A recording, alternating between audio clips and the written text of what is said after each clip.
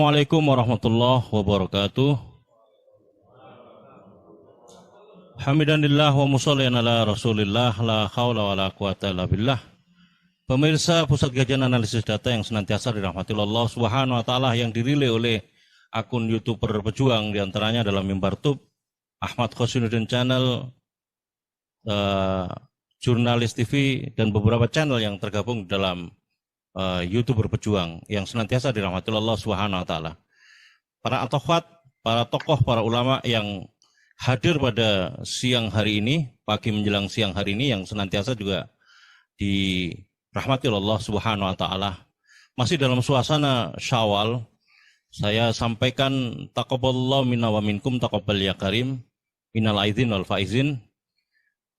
Dalam suasana bulan Syawal ini kita masih diberikan karunia kenikmatan Allah Subhanahu wa taala untuk memikirkan satu persoalan yang serius yang berkaitan dengan saudara kita, seorang pembela umat, seorang pembela rakyat yang sekarang ini akan tepatnya pada hari Selasa 10 Mei akan menjalani sidang perdana dalam kaitan jerat hukum yang disangkakan dalam kerangka pembahasan mengenai kritik terhadap mega project IKN yang banyak dikritik oleh banyak pihak dengan berbagai pertimbangan. Kita tahu juga bahwa gugatan judicial review juga disampaikan oleh beberapa kalangan, baik pada aspek formil maupun aspek material, dan sekarang seperti apa sebetulnya arah ke depan.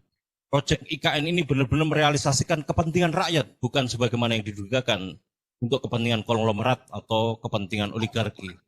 Nanti di akhir akan kita sampaikan pernyataan sikap dari para ulama tokoh LBH Pelita Umat Jawa Timur bersama dengan para tokoh dan ulama yang ada di sini, yakni diantaranya adalah kegiatan ini adalah rangkaian kegiatan yang diselenggarakan kerjasama antara Pusat Kajian Analisis Data, LBH Pelita Umat Jawa Timur, dan PPKN, pergerakan penganut Khitoh Nahdiyah, yang dalam hal ini diprakarsai oleh dua orang ulama, dua orang yai, yakni Suwargi Al-Mukarram Sohibul Fadilah Kiai Haji Salahuddin Wahid dan Al-Mukarram Sohibul Fadilah Kiai Haji Khairul Anam.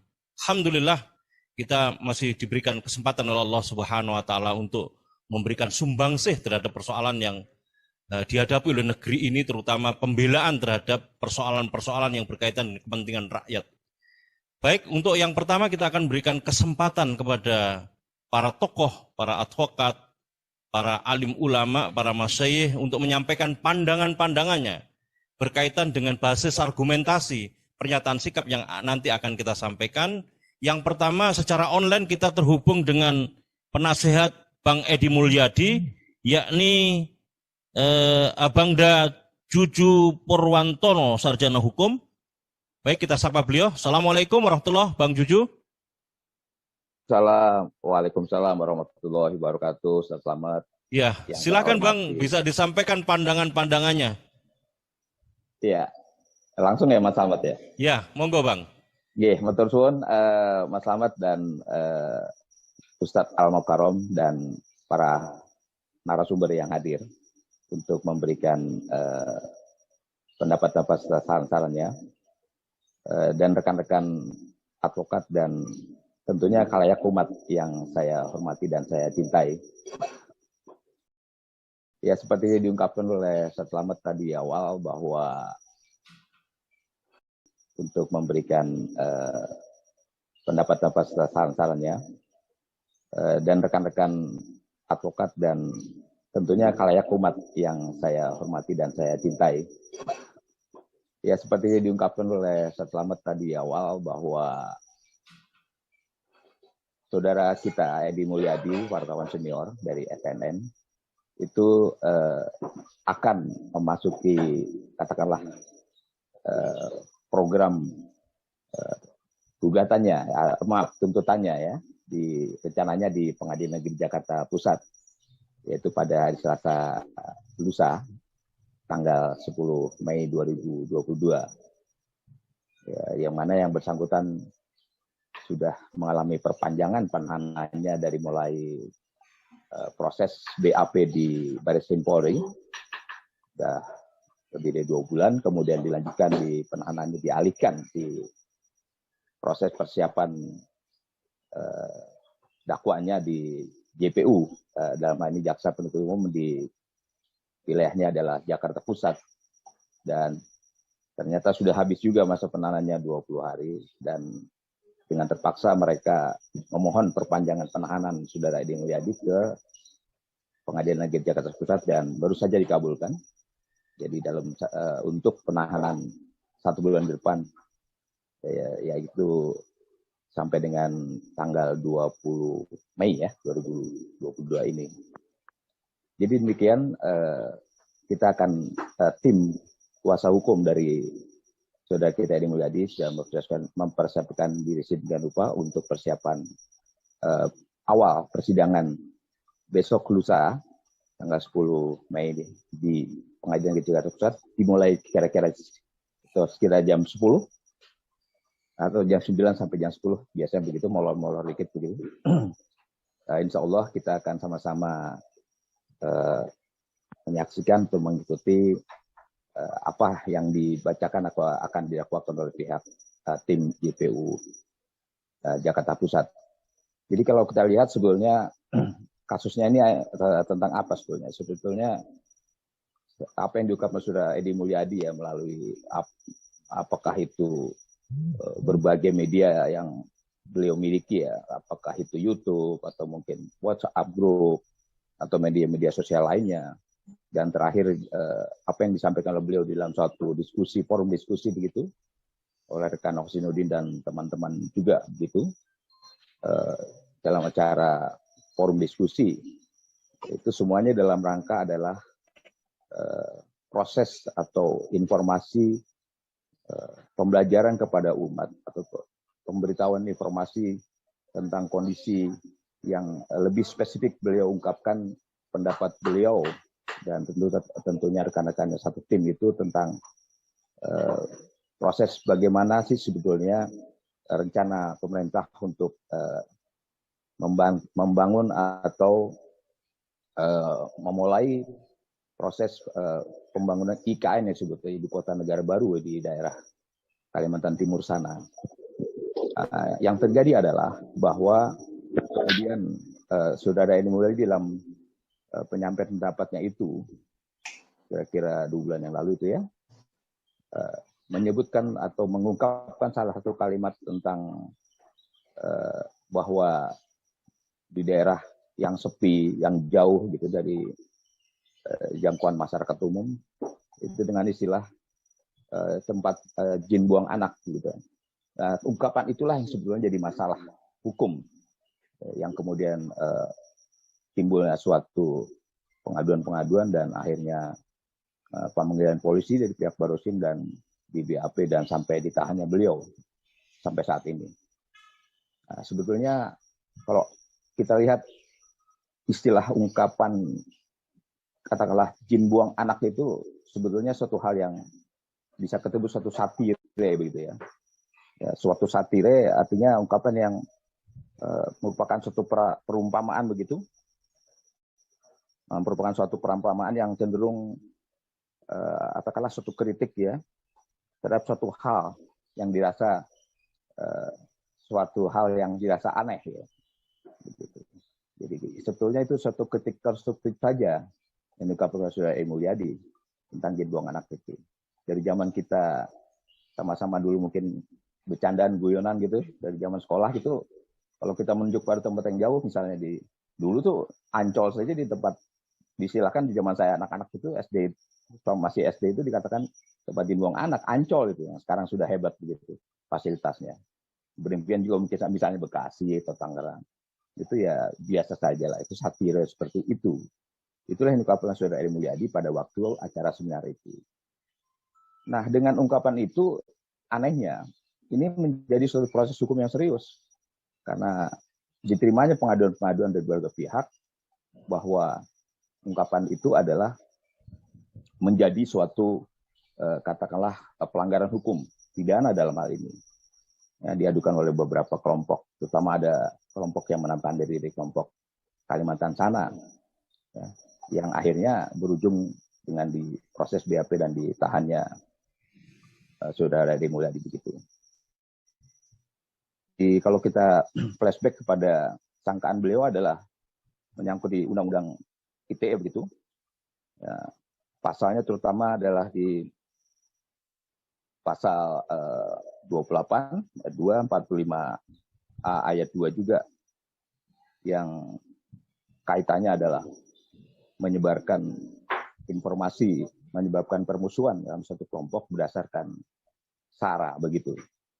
Jadi kalau tadi kita ungkapkan di awal ungkapan tentang cinduang anak itu kan tidak ditujukan pada suatu kelompok atau pihak tertentu yang secara khusus disebutkan oleh beliau. Tidak ada sama sekali. Jadi unsur-unsur yang diungkapkan oleh beliau itu menyebabkan permusuhan berdasarkan SARA itu tidak ada maksud sama sekali. Kalau secara hukum seperti itu. Apalagi katakanlah dikaitkan dengan undang-undang tentang pidana yang Undang Nomor 1 Tahun 46 itu, yang sebetulnya di era 2 periode pemerintahan lalu, baik era SBY atau Habibie sekalipun begitu, kalau meskipun di era Orde Baru sekalipun, Daerah Soeharto itu tidak pernah digunakan Undang-Undang 1 Tahun 46 tentang peraturan hukum pidana itu. Tapi sekarang ini justru oleh rejim sekarang itu jadikan jerat untuk menghukum para oposisi atau aktivis muslim yang banyak kita lihat menjadi korban untuk dipanggil, diperiksa, dan ditahan, penjarakan, termasuk disidangkan, yaitu contoh misalnya Habib Rizik Syihab, kemudian rekan Munarman sekalipun juga sedemikian rupa diproses sampai dengan ditahan sampai saat ini. Jadi penegakan hukum negeri ini tampak sekali tidak berimbang, diskriminatif, dan itu menyasar kalau kepada kelompok-kelompok oposisi sangat tajam sekali, gitu, sangat cepat sekali responnya untuk diproses dan ditahan. Tapi golongan-golongan mereka yang sudah jelas-jelas menghujat, kemudian menghina, menista, begitu, terutama kepada golongan atau akidah atau agama Islam yang mayoritas dianut negeri ini, itu sama sekali tidak tersentuh hukum. Banyak saya contoh yang bisa kita ungkap di sana. Abu Janda dan lain-lain itu sampai sekarang saya sendiri secara pribadi dan rekan-rekan juga melaporkan, dan beberapa kali dalam proses saudara Abu Janda juga tidak mempan kelihatannya seperti itu. Jadi dalam kasus kembali pada kasus Edi Mulyadi ini, kita lihat sebetulnya beliau sebagai seorang wartawan, apalagi sebagai seorang wartawan senior yang juga dilindungi oleh undang-undang pers selama ini, di media atau katakanlah di Dewan Pers itu sendiri kan ada ketentuan tentang pedoman media, pedoman bagaimana wartawan atau seseorang melakukan suatu interaksi melalui media pers, ya. Dalam hal ini lebih khusus lagi adalah tentang cyber. Jadi kalau beliau sebetulnya mengungkapkan sesuatu melalui cyber itu seharusnya dilakukan atau katakanlah dilakukan konfirmasi atau katakanlah dirapatkan sedemikian rupa apakah ungkapan-ungkapannya ataupun ucapan beliau itu ada suatu pelanggaran hukum secara berdasarkan undang-undang pers. Ini kan sampai saat ini tidak pernah dilakukan. Walaupun terus terang dari kami, dari pihak Bapak Edi Mulyadi sudah menginformasikan, memperkenalkan kasus ini kepada Dewan Pers. Kan itu kan belum dilakukan. Nah, karena proses itu belum dilakukan, tapi dalam hal ini tanda kutip pihak Barreskrim memaksakan diri sedemikian rupa untuk memanggil, memeriksa, dan menahan saudara Edi Mulyadi. Ini kan tanpa ada suatu penyeludupan hukum, pelanggaran hukum yang nyata-nyata dilakukan secara kasat mata di depan kita tentang pelanggaran undang-undang pers itu. Oleh karenanya kita berharap pada sidang hari Selasa mendatang, ya, kami tim hukum akan mengungkap sedemikian rupa secara gamblang bahwa dakwaan pihak jaksa dalam hal ini itu semuanya adalah tidak sesuai dengan proses hukum, adalah melanggar hukum, dan kita akan lakukan pembelaan bahwa saudara Edi Mulyadi tidak bersalah sama sekali, dan oleh karenanya harus dibebaskan begitu. Begitu Pak Slamet, mungkin informasi awal seperti itu. Ya, terima kasih Bang Cucu atas pandangan-pandangannya. Saya kira jelas apa yang disampaikan oleh Bang Cucu bahwa konteks penyampaian Jin Buan Anak itu adalah dalam konteks kritik terhadap kebijakan mega project IKN. Dan tadi disampaikan juga oleh beliau bahwa mestinya dilampaui dulu proses apakah ini masuk ke rejim regulasi undang-undang yang non jurnalistik atau dia masuk ke dalam rejim regulasi undang-undang pers.